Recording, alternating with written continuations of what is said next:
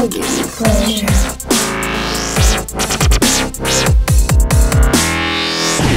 YouTube, I am here with my pre-made warrior that I made in the Temple of the Jade Serpent. I am tanking as pro and I took Blaze Storm because just for shits and giggles, because I thought it would be fun.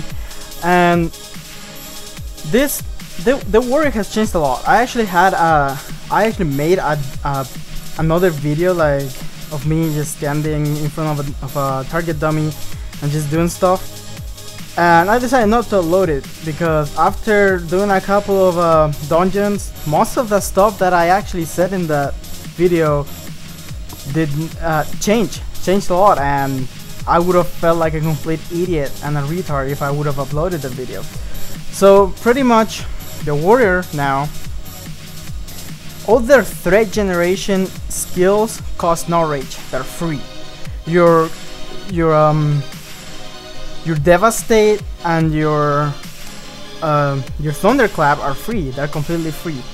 Now, and that's pretty much all you need. Now, Devastate gives you a proc right here that gives you either your Heroic Strike or your Cleave to be free, they're completely free. And really you don't need to hit neither Cleave nor Heroic Strike unless it's on proc, because they take a lot of rage. Now, why am I worrying about rage so much? Since before, warriors just had rage all the time. Like, you're getting hit anyway, so you had rage all the time. So why only hit them when they're free?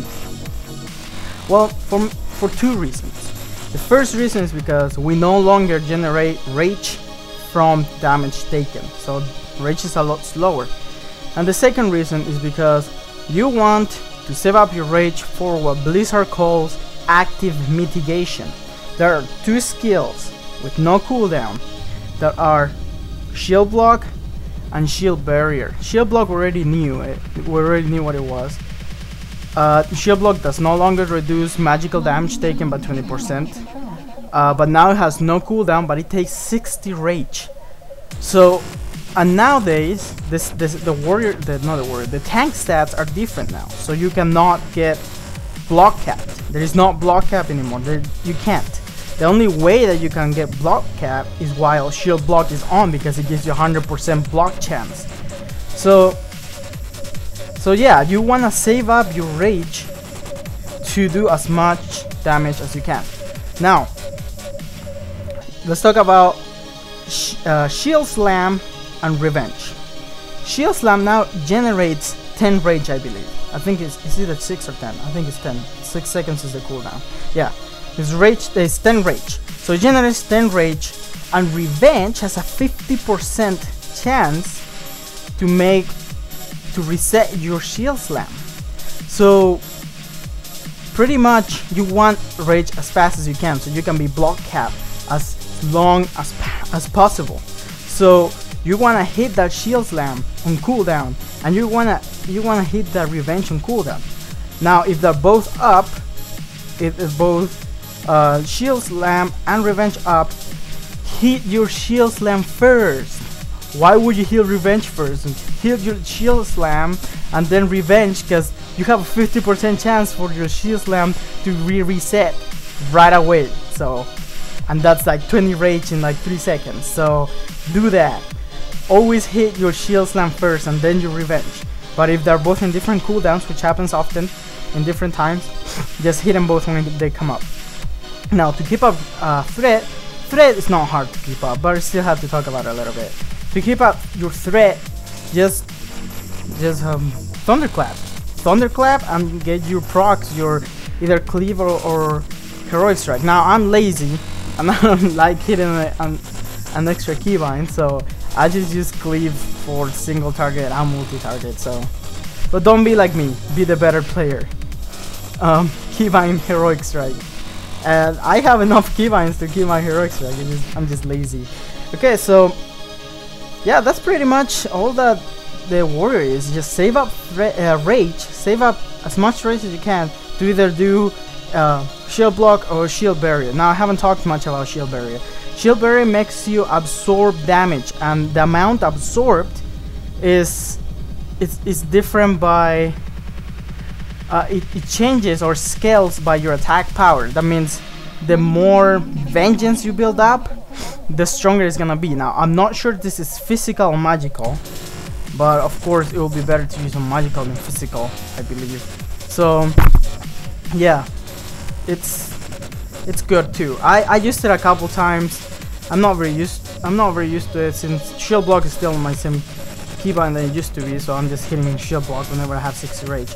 So I've noticed that I have to watch my rage a lot more than I used to before, but it's all good. What else has changed about the warrior really? Well, the talents. Thanks to the talents, we can get Bladestorm now, and we can get piercing howl. What else? We can get a bunch of stuff. Gag order, we get it through glyphs now, so we still get gag order. There's nothing, we don't lose that because it's not in the talent. We actually have it. We can use shattering throw in any stance now. There is no stance requirements for any skills anymore, so we can use pretty much any skill. Heroic glyph is in a 45-second cooldown. My button on my Naga wasn't working this time though, so the couple times that I actually used heroic, not heroic, heroic leap. What did I say before? I hope I said that. Heroic leap wasn't work, so I had to click it. What else? Last stand and rallying cry. It's on a 1 minute share cooldown, but they're still in 2 different cooldowns. I think, I'm pretty sure, but I'm not completely sure. I have to check, double check for that, because it felt like that. I'm not sure if it was like that, but it felt like that. So right here I just barely used my shield barrier because there's a lot of damage. So this fight is a weird fight. This is like the second time I did this fight, because most of the time this boss, like the 4 suns come up, and that one is way easy. But in this one, this guy stack a buff, a stacking debuff that goes up to 9. So what I understand this fight is you just hit one until stacks to 9, and then switch to the other one, and the other one's gonna drop stacks, and the other one's gonna start stacking. So it sounds simple, but the first time I did it, I wiped.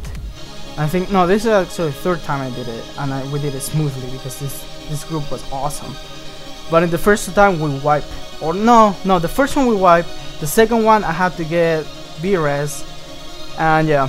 So yeah, it's an easy fight. Just, well, if I don't know it, you explain it to me. But what I understand is that you hit one until stacks to 9, and then you switch to the other one until stacks 9, and then you do that back and forth.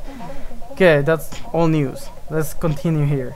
Now Bladestorm. Let's talk about Bladestorm. Bladestorm is awesome. It's like so much AoE damage, but if you take Bladestorms, regardless if you take it seriously or if you take it for fun, I took it for fun. So make sure you do your shield block before you Bladestorm, because yeah, you're gonna be building up rage, and then you're gonna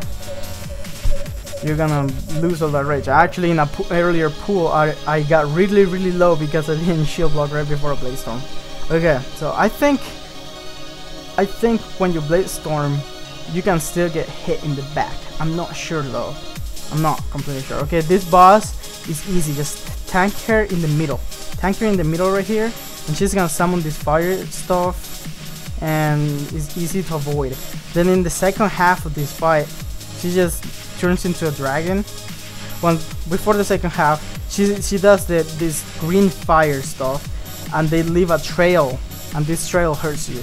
So this boss is pretty much just burn her as fast as you can, but still only use your cleave and heroic strike on proc. Don't go crazy and start losing all your rage on damage, because you need mitigation. Mitigation is your thing. You need that shield block. See how I did it there? And you want your shield block as often as it can come up, as often. Okay, so what does that tell us as tanks in general, I believe, or as block tanks, including Paladin, is that really block chance is nice. Having that extra block chance is good and is important, but that also means that we need a lot of health, because thanks to our skills now, we're gonna be able to be block capped most of the time, or pretty much the better we how do I say this? So pretty much the better our rotation becomes, the more mitigation we get. I think that's what Blizzard is going for, and it's working. Like, from my first time tanking with the new warrior to now, I improved so much. Like, healers can keep me up a lot better. I felt really squishy in the beginning because it was hard for me to keep up to generate rage really fast, to get my shield block up fast. So, but I've learned that shield slam, it's the first biggest priority you may have, and then revenge, because you want those shield slams, and that's all you need. Well, you need other stuff in between to fill up, like devastate and your procs. Okay, so before we go, let's talk about this boss. He does a debuff. The healer needs to dispel the debuffs as soon as possible because it does a lot of damage. Then he does this thing that spawns a copy of each of you, and you have to AoE them all down. In the beginning, before we pull, I told them, let's stack by the door, so you can still see it in the chat. Let's stack by the door, so we stack here and we AoE all of them down because they have a really bad threat table. So it's really hard for me to grab threat out of all of them. And if you don't kill them in time, they will heal the boss, so it will become an extremely long fight. I haven't got to a point that we still kill it while being a long fight. If you don't kill him, if he starts healing the boss, it's most likely you're gonna wipe. You're not gonna finish this fight. Now I'm really interested on how this fight is gonna be on heroic. I've had an idea of other fights how they're gonna be on heroic, but I'm not sure how this one is gonna be, because it seems like it's just gonna be a DPS rush, like a DPS competition. What's it called? Race, a DPS race to kill all those ads fast. But there is nothing like really you have to avoid, only the debuff. We'll see how it goes. Well, I think that is it. I think we killed the boss right here in a second. That is it for now. I hope you enjoyed. I hope this helped you somehow.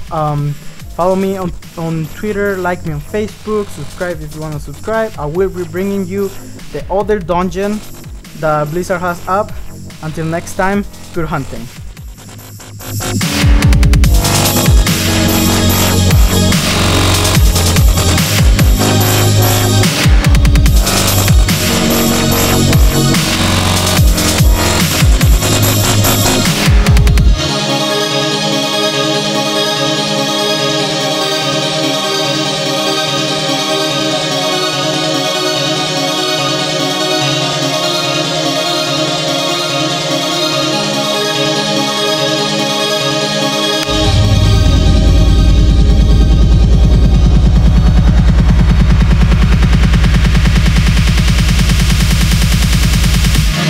Mind control.